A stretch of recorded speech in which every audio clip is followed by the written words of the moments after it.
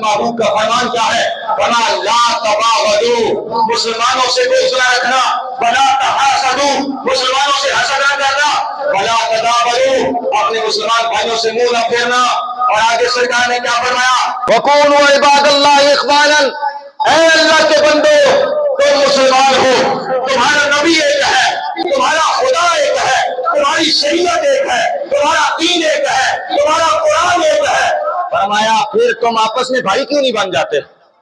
اپنے اندر سے حسد کو نکالو، اپنے اندر سے بغض کو نکالو، خدا سے ڈرو اور آپس میں بھائی بھائی بن جاؤ۔ وَلَا يَحِلُّ لِمُسْلِمٍ أَن يَهْجُرَ أَخَاهُ فَوْقَ ثَلَاثٍ، فرمایا کسی مسلمان کے لیے یہ حلال نہیں ہے کہ وہ اپنے مسلمان بھائی سے 3 دن سے زائد تک ناراض رہے۔ میرے بھائی ہمارے تو سالہ سال گزر گئے، جس بہن نے ہم سے صرف وراثت میں سے حق مانگا تھا ہم نے 6 سال ہو گئے اس کے ساتھ سے تعلق چھوڑ دیا ہے۔ جس ہمارے بھائی نے اپنا حق مانگا تھا، ڈیمانڈ کی تھی اور شرعی ڈیمانڈ کی تھی، ہم نے اس کو اپنے گھر سے بے دخل کر دیا ہے۔ عید والے دن بھی اس کو ہمارے گھر آنے کی اجازت نہیں ہے۔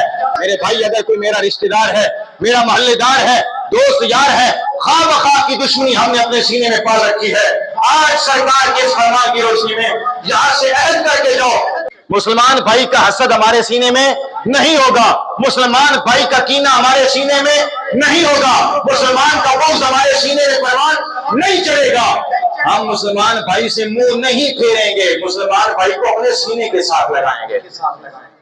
جن کی ناراضگیاں چل رہی ہیں، عید کا دن ہے، بہترین موقع ہے، آپ چلے جاؤ، آپ کو ہم نے سرکار کا فرمان سنا ہے، بے شک تو ظالم ہے، تو ظالم ہے، تو نے میرے اوپر ظلم کیا ہے، مجھے تکلیف پہنچائی ہے، لیکن میں پھر بھی تیرے پاس آ گیا، میں تجھے معاف کرتا ہوں، اگر میری وجہ سے تجھے تکلیف پہنچی ہے تو بھی سرکار کے اس فرمان کے مطابق مجھے معاف کر دے۔